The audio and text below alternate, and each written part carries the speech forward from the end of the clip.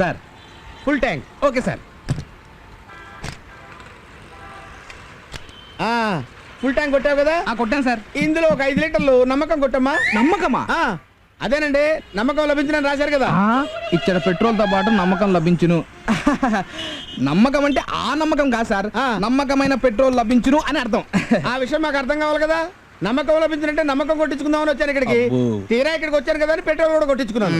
నమ్మకం పోస్తేనే పెట్రోల్ కి డబ్బులు ఇచ్చేది. అంటే నమ్మకం పోస్తేనే డబ్బులు ఇస్తారన్నమాట, లేకపోతే ఇవ్వరన్నమాట. ఇస్తామండి. ఇవ్వరు.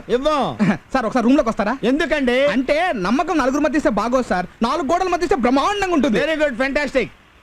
రండి సార్. వస్తున్నా సార్. హ్యాపీగా ఉంటుంది. చేస్తున్నా సార్. Very good.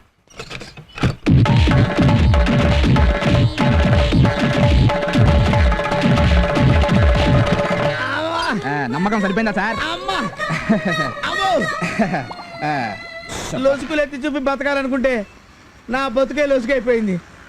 నమ్మకం వద్దు. దండం బాబు. నమ్మకం అంటే మళ్ళీ రండి సార్.